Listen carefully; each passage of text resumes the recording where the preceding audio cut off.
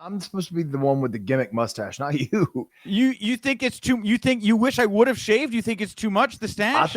I think the problem is it's beautiful. Like like beauty contests, and you have all the competition. The girls hate each other. They're so catty because everybody's so beautiful. That's kind of like your mustache, dude. That kind of yeah. It's gimmick infringement. I think that my mustache and your mustache should have a swimsuit contest and then an evening gown contest, right? Yeah. Okay. Really make a big deal about it. We could do, I bet Cardano could put that on like a pay-per-view and we would probably make a lot of money. Yep. We should have the contest too, where they do the speech thing, where they pretend like they care about the world and stuff like that. We could do that as well. But our mustaches will do all the talking. See, here's the problem with that, Dax, is my mustache actually has controversial opinions that I don't agree with. Yeah. I'll be in my room and it'll say things and I'm like, dude, where did you read that on Facebook? That's not true. Yeah. And it's the thing. I have the about the 180 of that. My mustache has controversial takes as well, but I agree with all of them, but I still get in trouble for it. So it doesn't matter. You got a Jim Cornette mustache. I've got it. I wouldn't go that far, dude. You said that, not me. So don't put that in writing. Shit. Just a tiny little tennis racket poking out of your mustache, Yeah. Okay. Well, this is really dumb. Hey, Dax, I was thrilled when I found out I was going to get to chat with you. And I definitely want to make sure to get out of the way first, the big news, which is you are going to, it's not hard to make this big news. You're going to be in LA WrestleMania week. And not only that, it's no secret. It's not a secret that nobody's going to be putting photos up on Twitter like, hey, look, he's in LA. Everybody knows you're going to be there because you're going to be bringing your podcast FTR with Dax to LA on March 30th. Is that correct? Yeah. It's my first time ever doing a live show. And dude, initially I was very nervous. Matt Kuhn, my co-host, who's incredible, dude. He's incredible. He pitched this idea to me and I said, man, I don't think so, man. Nobody wants to come and watch me. And also I don't want to be the sole focus of a live show. And then, he said, well, look, I think it'll do well for our podcast and help us out. And then we can have fun. And also a lot of your friends are going to be out there and you'll be able to hang out with your friends. I said, okay, that's cool. But if we do it, I kind of want to do it the way I would like to. And I'd like to have some of my friends there to alleviate some of the pressure, to alleviate some of the stress. And that's what we did. And I'm lucky and fortunate that I have a lot of great friends in the wrestling business. And they all share the same kind of mindset that I do and the same kind of passion that I do as well, not just for wrestling, but for the fans. It's easy for someone in our position or a higher position as well to say, oh, I love my fans. But dude, I cannot verbalize to you how much I've been a heel, quote unquote, a bad guy, whatever, throughout my whole career, right? Up until about a year ago. And I never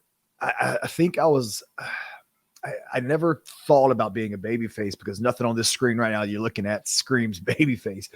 But man, seeing these people and how much they care about me makes me feel something. And I fucking love them, dude. And people like Wardlow, he actually cares about his fans too. So it's going to be a lot of fun. And I'm just glad that my buddies are there with me. Well, Wardlow's an interesting guy. I got to work with him a little bit here at Warrior Wrestling in Chicago. And like, he didn't have the kind of long indie career. He had like a life, worked at like a car. He was like a successful car salesman, right? But also had kind of a rough background. It's so great. I think the thing that I like most about what you're doing right now, Dax, is like you said, up until a year ago, you were a bad guy. You were a heel, right? Yeah, you got this rough, tough, gruff exterior. The fact that you've let your guard down to the degree that you have, being open about issues that you're passionate about, that not everyone's going to agree with you on, your openness about your mental health has been a breath of fresh air. It's so great to see this generation of talent have guys like yourself and women around who are open about that, because the tone for this generation of talent, it's much different, I feel like, than generations before. And it heartens me that guys like you and other talent are going to be able to have longer, happier, better careers because of the tone that's being shaped right now. I don't know if that resonates with you when I say Yeah, something dude, like that. absolutely. First of all, I appreciate you saying that because that means more to me than any kind of wrestling match or anything like that. For me, like I said, we were talking about me being a heel for so long and then turning babyface.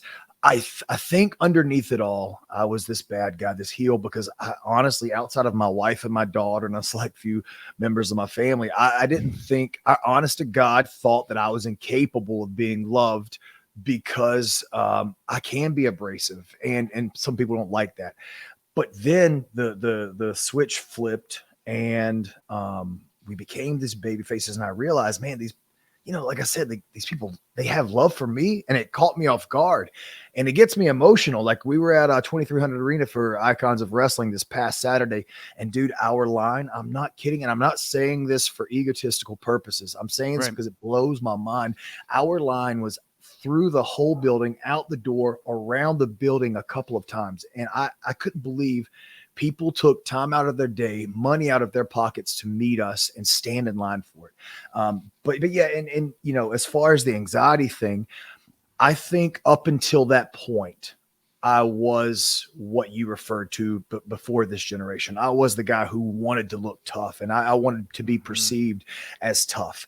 But anxiety broke me, dude. I've never faced anything as tough as anxiety. And it happened.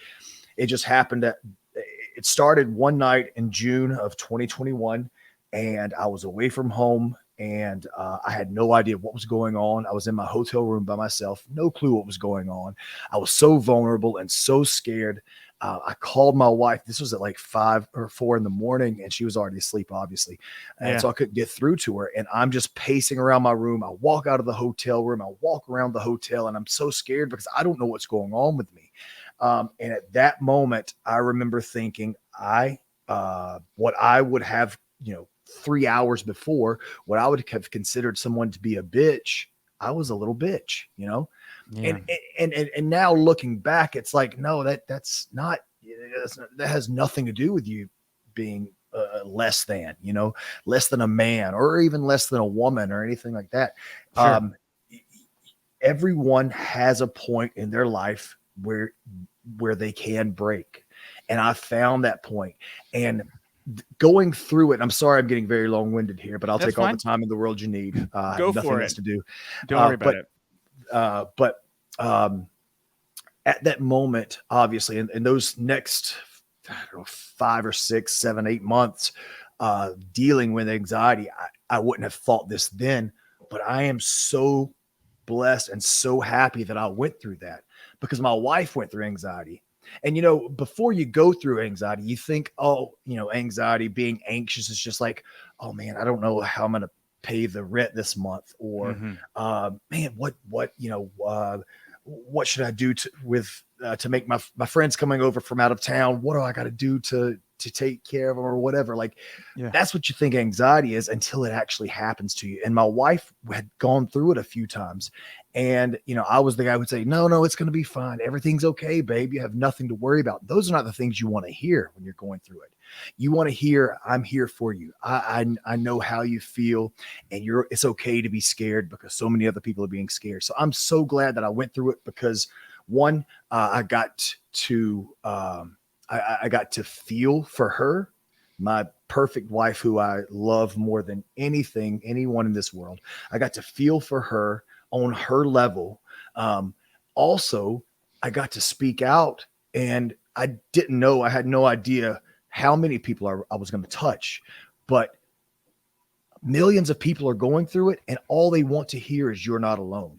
And so me saying that just helped them out. And like, at these meet and greets and stuff, I get that more than any your match was great, or match of the year, or wrestler, or whatever. I get, you helped me through anxiety, and they hug me and they're crying. And there's nothing more beautiful than that to me. Yeah, I 100%. I love everything you're saying, Dax. And I say this is, my wife and I, we both talk to people, right? And I think that there's a lot of people out there that also do. And it's still kind of a taboo subject. And when folks like you come out and you be so open, and you show that it's fine and it's normal. I've been heartened by you, Eddie Kingston. I think Hangman Page has had some great comments as well. It's really making things better. And Then when you feel like you're being heard and people are listening to you, you don't have to go get blackout drunk on whiskey and do a bunch of meth and cocaine. Yeah. I mean, if you're clear of mind and you're happy, I'm not going to judge. But there have been times where people, they don't feel listened and heard, and since they're not, feeling that love in that space, they find other ways to treat it, and that's really that's the truth of the matter, Absolutely, dude. They go find it somewhere else. And look, hey, bro, I'm not the biggest angel in the world. I got my whole tequila shelf over there, and I won't start drinking until 5:30 p.m. and I'll have 2 of them, but I do it every single day because it makes me feel good. So I'm not judging anybody else who does that, but just know and find solace in the fact that you're not alone and you do have a voice, and everybody's going through what you're going through. All right. On that note, you've teased us. You got these fun guests, surprise guests. You got a lot of friends in LA, right? And I know you're not going to say who they are, but we all know who Dax's friends are. We'll talk about them here in a bit. But you're also going to do this tequila party afterwards for all the VIPs. And so if people want to do a shot at tequila with you, they're going to have a chance to do that WrestleMania weekend, right? Absolutely. And that was another thing that when I talked to all of our production staff and everything, I said, if we're going to do this VIP thing, I don't want it to be a deal where I'm behind a table and everyone has to line up and we filter them in and say, hey, nice to meet you, get out. Hey, nice to meet you, get out. I want it to be like friends at a bar. And even if you don't drink, that's perfectly okay. But I want it to be a feeling of camaraderie and like I said, friends at a bar, and we're sharing a social event and having fun. And yeah, we can do shots or we can just have a couple of drinks, or we can do none of that. Just talk wrestling. I will talk wrestling to you for hours, because that's something that I'm so passionate about, to the point where I get in trouble for it. But yeah, dude, I just want it to be a fun time, and I want everybody to have fun, and I want it to be a completely different experience than any other live shows done.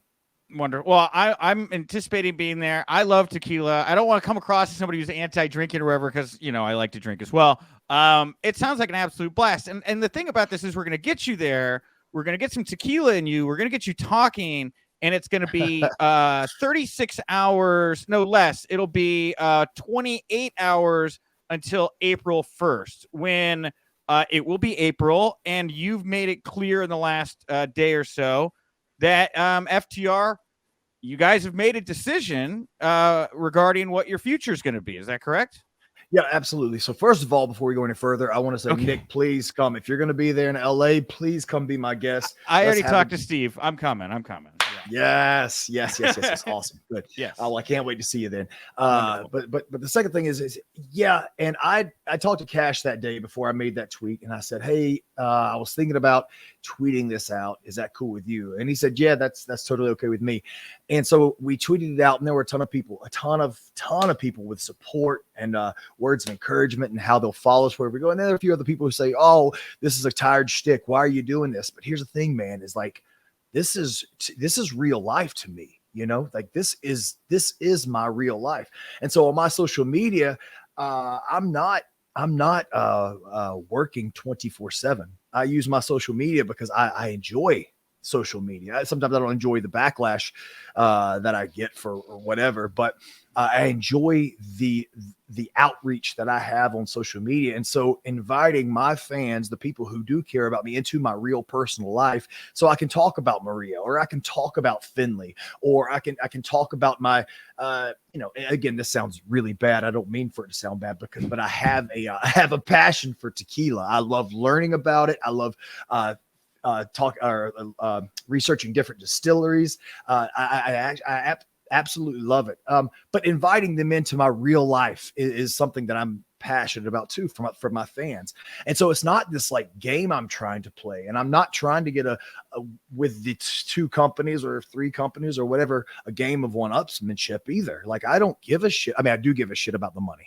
Let me rephrase that. Obviously, I do give a shit about the money. But above that, above my money, is my happiness and my family's happiness. And that's what this all comes down to, is what's going to make me happy, my family happy, Cash happy, and what's going to build on our legacy. And so it's real life to me, man. It's real.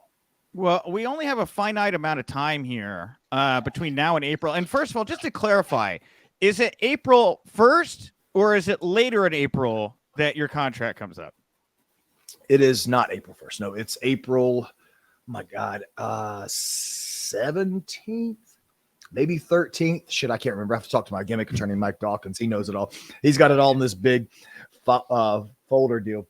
But that's when our contract is up. Actually, in just a few days, 3 years ago, is when we finally got our release from WWE. Man, and to think about how things have changed since then, you know, and that's the thing is, you know, I'll kind of bounce around here a little bit. Obviously, you guys are kind of debating, or I guess you're not debating. You made a decision, but the territory has changed so much over at WWE. You know, Triple H, somebody you guys worked very well with down at NXT. You guys were 2-time NXT tag champs. He took great care of you all with booking. He now has the book on the main roster, but there's also kind of that rumor that Vince is also kind of back, and you guys obviously had, you know, you're shaving each other's backs there at the end of their events. You know, what do you think about what's going on at WWE right now? How do you feel about the creative vibe over there at the moment? Well, you know, I don't know exactly what the creative vibe backstage is. I will say they are producing some pretty great television. At least obviously with the bloodline angle that everyone's talking about. And I see that Hunter has put some stock back into some of the undercard or mid-card, titles, like the Intercontinental title and the United States title. So that's all promising. I will say, God dang, I'm already going to get myself in trouble, Nick. I will say I feel that WWE could still put a little more stock in their tag team division. And that was our biggest gripe before we left, is that we wanted the opportunity to make more money in WWE, but we wanted the opportunity to prove that we could make more money. And to do that, we had to work money-making angles with tag teams, and they weren't pushing the tag team division then. And so I feel now, and I don't watch the program every week, but the things I see, I still think they could do a lot with the tag team division that they're not doing. So that's stuff I have to think about as well. But then I also have to think in AEW, you know, I feel that, and these are the things that get me in trouble with my podcast, but fuck it, who cares, I guess. Sure. I feel that in AEW, listen, FTR had a great 2022. I feel that there was a missed opportunity with our momentum. I feel that outside of the Briscoes angle, we really had, even that wasn't on television, but outside of that, you know, we had no distinct storylines for television. And, you know, our opportunity to grow as characters just wasn't there like I would have liked it. So, you know, there's a lot of factors I have to think about, like who I don't want to go somewhere just to be there. I want to go somewhere that wants me in cash. And that's, I think, that was my biggest thought hurdle, deciding where we were going to go, who really wants us and who just wants us away from the competition. Sure. You know, and talking about your momentum in AEW, I was shocked last year when you guys had virtually every world title that was not WWE's, and the Bucks are sitting there with the AEW tag titles. I was very, very surprised we didn't get the Clash for all the gold, and I don't know why. I know, and you've talked about it, You've talked about it, Dax. So when did this? I mean, you've talked about how, you know, there was some issues with the Bucks. You butted heads, right? Everything you seem to be working through to the best of your abilities, like the man you are. But what happened here, Dax? Like, why couldn't, from your perspective, why couldn't that have happened, or why couldn't the momentum have been sustained from your end? I don't know. I don't know. That's one of the the things I was talking about. Our momentum.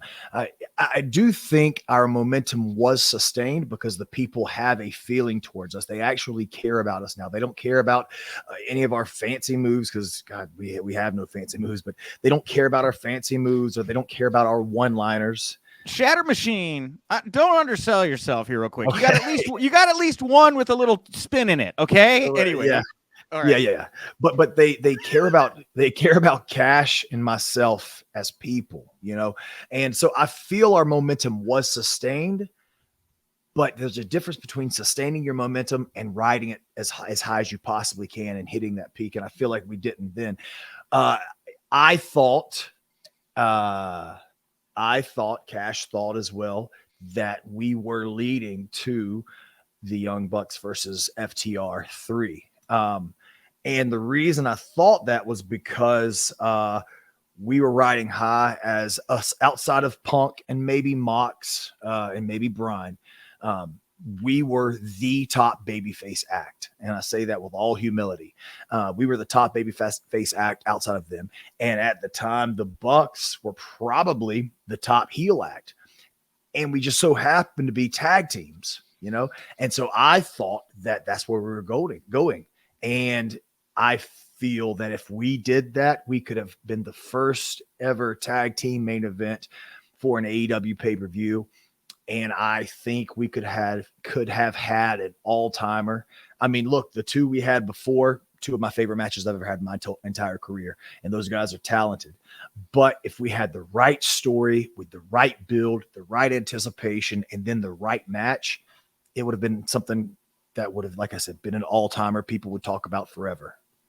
Now, do you and this is going to sound like something that was like a Mad Lib piece together from pro wrestling sites, but like, do you feel that your friendship with CM Punk may have affected the ability for you to do business for the EVPs? Because up until what we saw at All Out, it had all been kind of like under the surface, but it would seem in retrospect that there was a divide probably for a significant amount of time between Punk and those guys to build to something like that. At least that's how it would come across to me.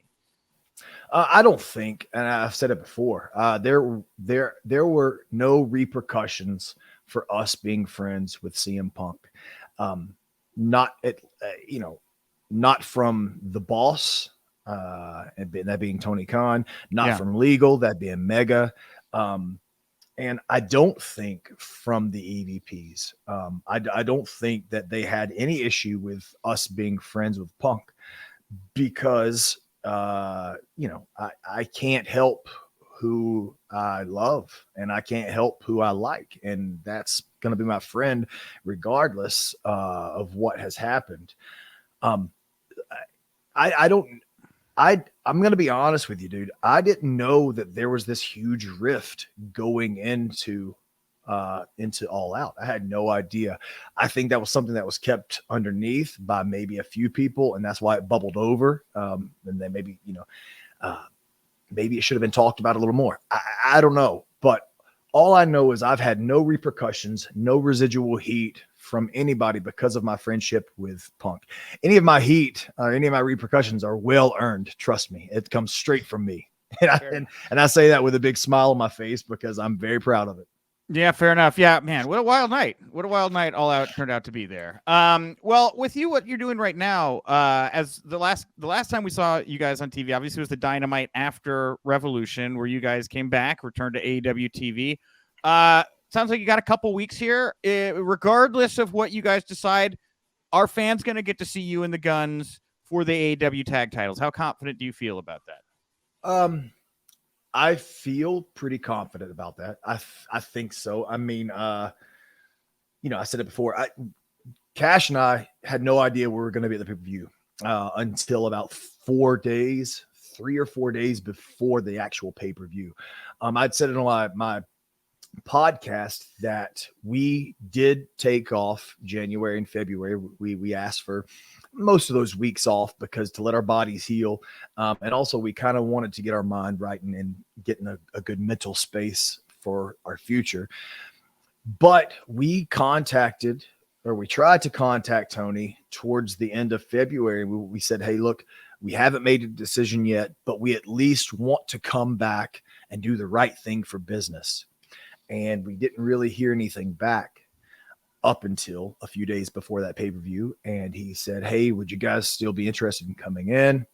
We said, absolutely. And I'm so glad we did, because that response that we got at Revolution is something I'll never, ever, ever forget in my whole entire life.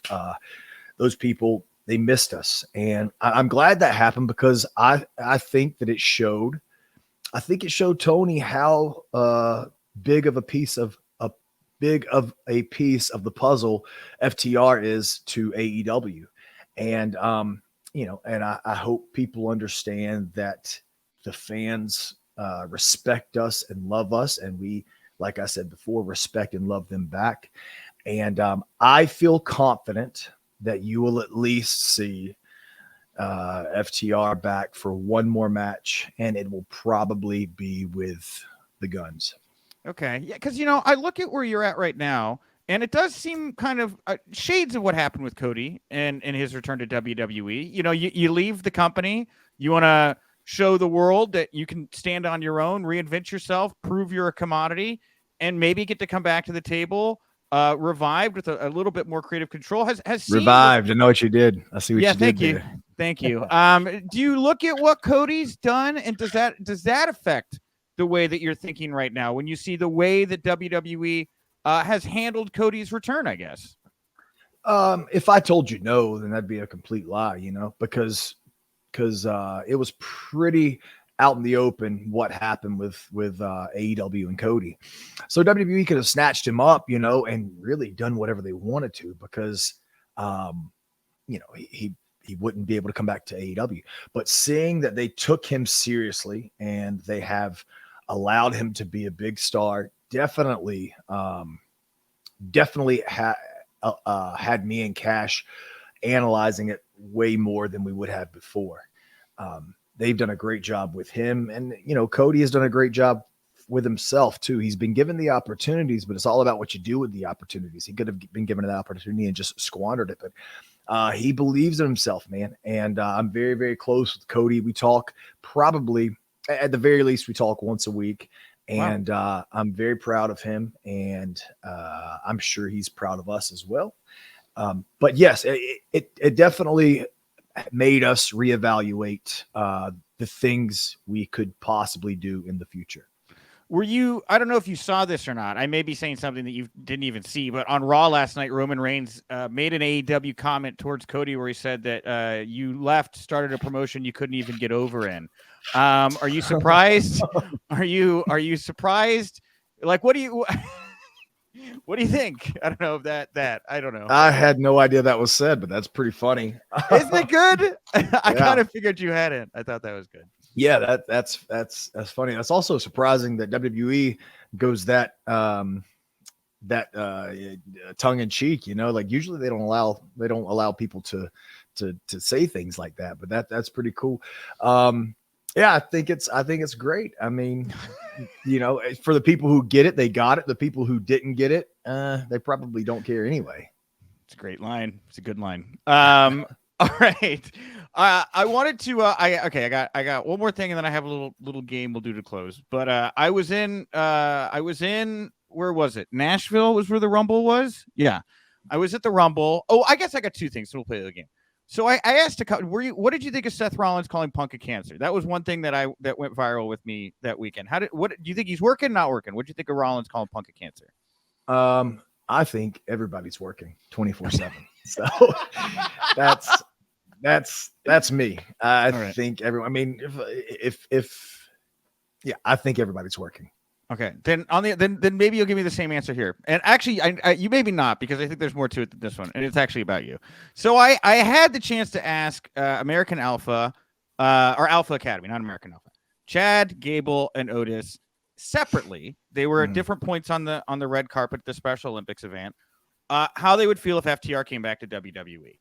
Chad Gable was like, "Yeah, I love FTR. That would be awesome." Then I go over to Otis, and he's like, yeah. If there's business. Yeah. I got a vibe off. I got a very different vibe. So what's the deal here? Why? What was it like working with these guys in NXT? What's the backstory here? I'm kind of interested.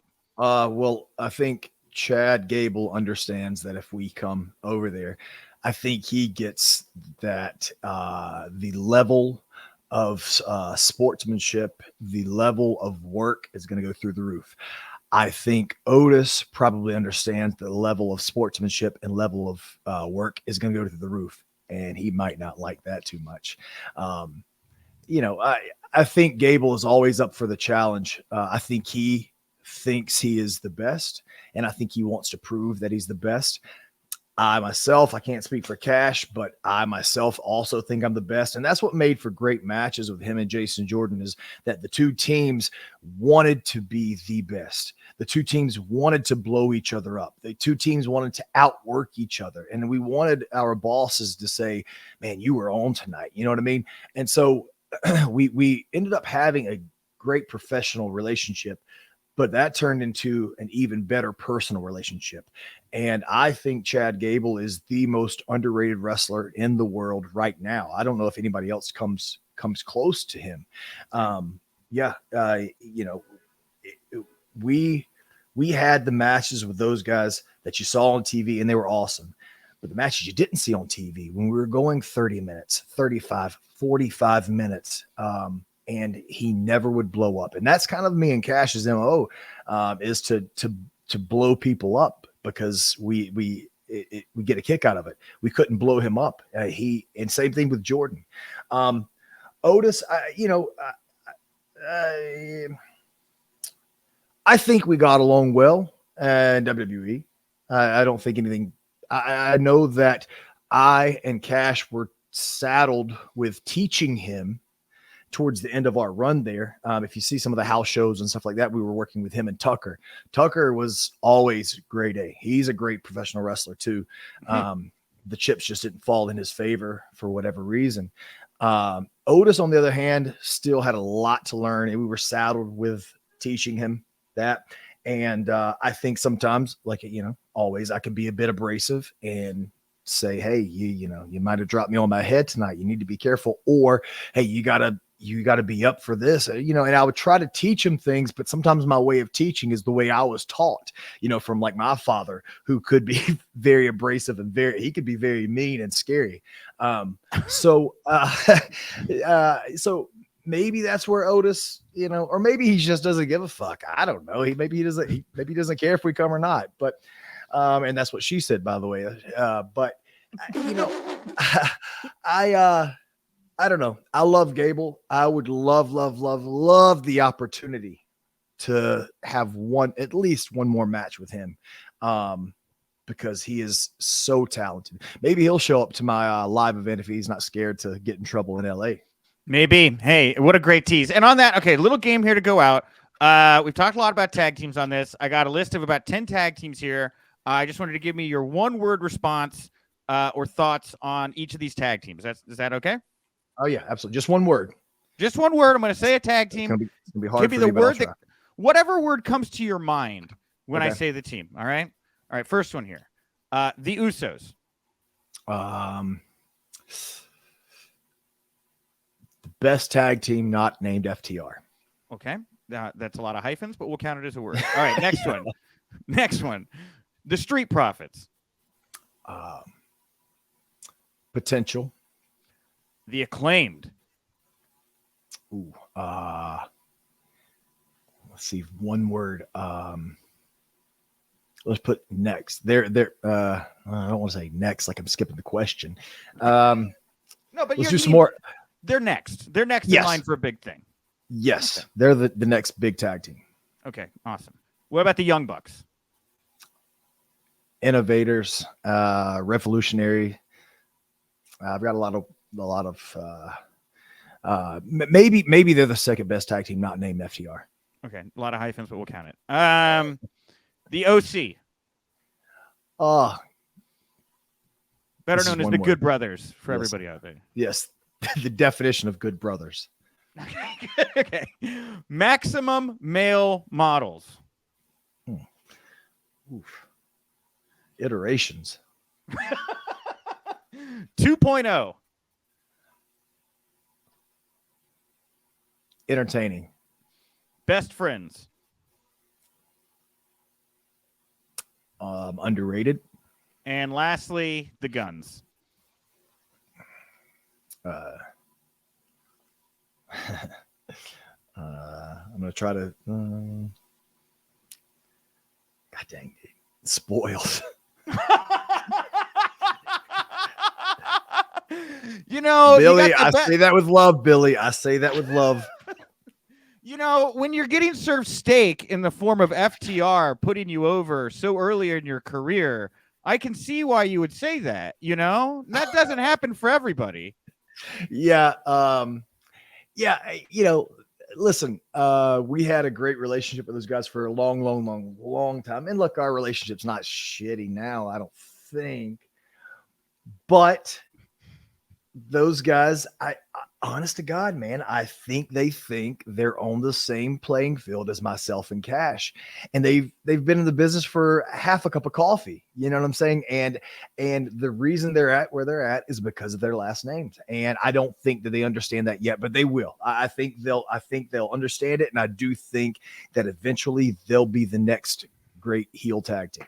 Okay, fantastic. I wanted to just close by saying I was at Ring of Honor Final Battle. I saw the dog collar match with you and the Briscoes. And I didn't want to bring it up too early because I didn't know how the conversation would go. Could get emotional, could get exciting. I didn't know. But it was on a personal note. There's certain matches you just, I've seen thousands of live matches at this point. There's certain matches that you'll just never forget. And watching it, I really enjoyed it. I'm a sucker for a good dog collar match. I loved MJF Punk too, and go back in the day. But it was so well done. And I was doing podcast appearances the week after, and it was the match I kept telling everybody I liked the most. And then when the news hit about Jay, it was just like, I got hit because I was like, fuck, dude, you were there, but you were there, Dax. And man, I just wanted to send some love to you and just let you know how much and that match will stay with me. It was really, really great work you guys did. Thank you, dude. Real quick, and then I'll let you go. Yep. So we had our 2300 arena meet and greet this past weekend, and the amount of people that came to us and talked to us about that match and how much it meant to them.